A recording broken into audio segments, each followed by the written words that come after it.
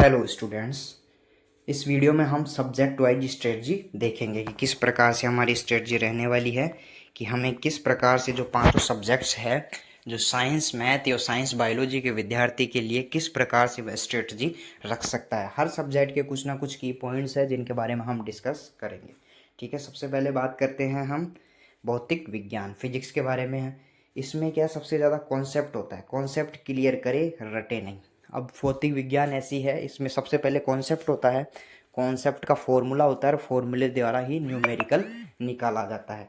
तो आपको उस कॉन्सेप्ट को क्लियर करके चलना है, उसको रटना नहीं है, क्योंकि विज्ञान विषय ऐसा है जिसको रटा नहीं जा सकता, इसको सिर्फ समझा जा सकता है और कॉन्सेप्ट को क्लियर किया जा सकता है। डेरिवेशन और न्यूमेरिकल रोज करें। एक तो मैथ्स कैलकुलेशन वाली प्रैक्टिस करें, उनसे ही न्यूमेरिकल होगा। फॉर्मूले आपको सारे याद हो, डेरिवेशन आपको सभी याद हो कि ये फॉर्मूला F बराबर ma आया तो कैसे आया। ठीक है, मास और एसिलरेशन किस प्रकार से आया, मतलब जो ये फॉर्मूला बना तो डेरिवेटिव कैसे बना उसको आपको देखना है। सबसे पहले तो उसकी परिभाषा ध्यान रखें, फिर उसके डेरिवेशन और कॉन्सेप्ट पे ध्यान दें। कॉन्सेप्ट के बाद में फॉर्मूला बन गया, फॉर्मूले की जो बनावट उस पर ध्यान दे। ठीक है, अब अगला पॉइंट है हमारे पास डेरिवेशन कर लिया आपने। ठीक है, अब फॉर्मूला नोटबुक बनाए। फिजिक्स में क्या होता है, जो भी डेरिवेशंस होती है उनसे एक फॉर्मूला निकल के आता है, उसी फॉर्मूले से वो डेरिवेशन बनती है तथा न्यूमेरिकल भी उसी फॉर्मूले के द्वारा ही होता है। तो आपको एक छोटी सी फॉर्मूला बुक बनानी है, उसी में फिजिक्स केमिस्ट्री और मैथ तीनों के फॉर्मूले आपको उसमें रख देने हैं और रोज़ उसका रिवीजन करना है। ठीक है, हर चैप्टर के PYQ जरूर हल करें।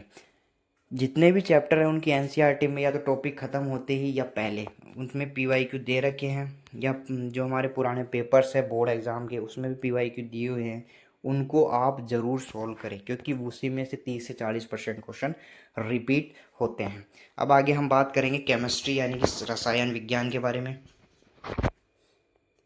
रसायन विज्ञान NCERT की लैंग्वेज देखना है आपको, वो ठीक है, और डेफिनेशंस याद करें। केमिस्ट्री में क्या डेफिनेशंस ज़्यादा चलती है, तो डेफिनेशंस को पे ही ज़्यादा क्वेश्चन भी ज़्यादा आते हैं। न्यूमेरिकल आते हैं लेकिन इतने नहीं आते हैं, 2-5 न्यूमेरिकल आते हैं, ज़्यादा नहीं आते हैं। फिजिक्स में ज़्यादातर न्यूमेरिकल भी ही पूछे जाते हैं।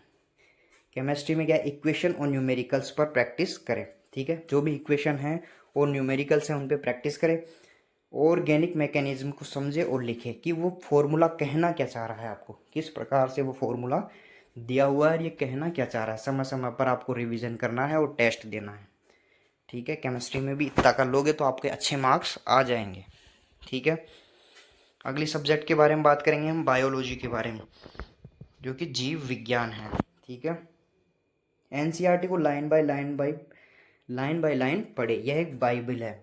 जो NCERT की बुक्स है सभी विषय में मेरा मानना यह है कि NCERT से बेटर कोई बुक नहीं है। तो आप हर एग्ज़ाम में लगभग यही NCERT में से ही क्वेश्चन आपके एज इट इज़ क्वेश्चन आते हैं, तो NCERT को बाइबल समझे।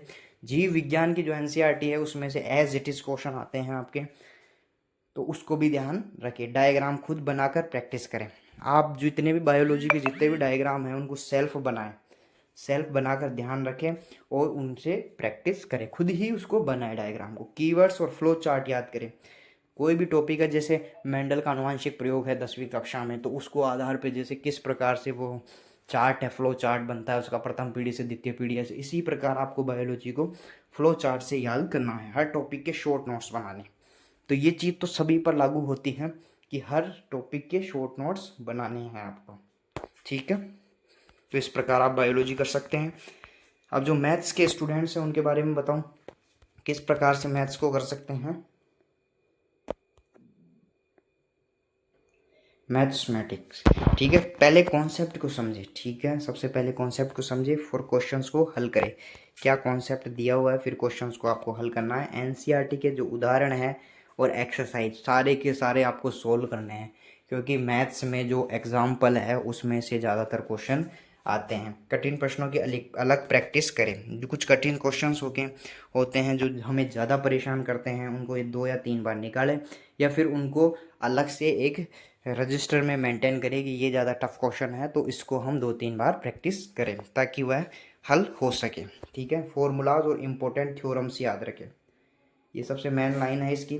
फॉर्मूले और इम्पोर्टेंट थ्योरम, जो भी जितने भी मैथ्स की थ्योरम्स है जो कि इम्पोर्टेंट थ्योरम्स है पुराने पेपरों में आई हुई है, उन सभी को आप याद रखें।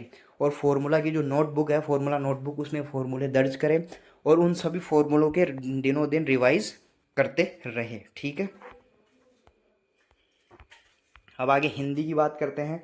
हिंदी में गद्य काव्य प्रश्न उत्तर लिख लिख कर याद करें। ज़्यादातर इनको हिंदी रटने वाली सब्जेक्ट्स ज़्यादा हैं, तो इनको रटा भी जा सकता है, कुछ हैं जो लिख लिख के आप याद कर सकते हो। व्याकरण के नियमों का अभ्यास करें, उनमें नियम किस प्रकार होते हैं, सारे नियमों का आपको अभ्यास करना है, निरंतर प्रैक्टिस करती रहनी है। किस प्रकार का टॉपिक है, टॉपिक के पुराने क्वेश्चन हैं उनके बारे में पढ़ना है। लेखन क्वेश्चन सबसे ज़्यादा इस पर ध्यान रखें कि निबंध आप पढ़ते रहे, उसकी रीडिंग्स लगाए निबंध की, पत्र लिख के और रिपोर्ट लिखे, पुराने पेपरों में आए हुए प्रश्न हैं उनको सोल्व करें और अभ्यास करें। ठीक है, आगे हम बात करते हैं इंग्लिश में।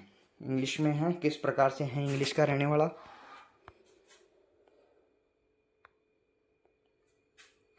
इंग्लिश में आपको क्या करना है, चैप्टर्स और पोएम को समझकर पढ़ें। जो भी चैप्टर्स और पोएम दी हुई है उसको समझकर पढ़ें। ग्रामर के रूल्स याद करें और प्रैक्टिस करें। राइटिंग स्किल्स का नियमित अभ्यास करें और वोकेबुलरी, ये सबसे मेन इंपॉर्टेंट है। इंग्लिश में क्या है, हिंदी मीडियम के विद्यार्थियों की थोड़ी कमज़ोर होती है, तो आप वोकेबुलरी जितना पढ़ोगे 3000 से 5000 स्पेलिंग्स आपको याद करनी है। चैप्टर की जो स्पेलिंग्स हैं, जो भी आपकी ग्रामर ला रखे हो आप, उसमें हर चैप्टर की स्पेलिंग्स दे रखी है, उनको याद करें और ताकि इनको स्ट्रॉन्ग बना सकें इंग्लिश को। ठीक है, और अब क्या करना है आपको, एवरी संडे, हर रविवार को पूरे सप्ताह का रिवीजन करें। जो आप सोमवार से लेकर शनिवार तक आप जितने भी आप पढ़ा हुआ है आपका, उसका शॉर्ट रिवीजन, पूरे सप्ताह का रिवीजन संडे को करना है और उसी का एक फुल मॉक टेस्ट देना है आपको। ठीक है, अपनी एक मिस्टेक्स की लिस्ट बनाए, जो कि मैंने बताया था आपको, मिस्टेक रजिस्टर बनाना है आपको। उसमें जो मॉक टेस्ट में जो भी आपकी गलतियां हैं सारी मिस्टेक रजिस्टर में होनी चाहिए। जितनी ज़्यादा गलतियां मॉक टेस्ट की मिस्टेक रजिस्टर में होगी उनका उतना ही ज़्यादा सुधार होगा।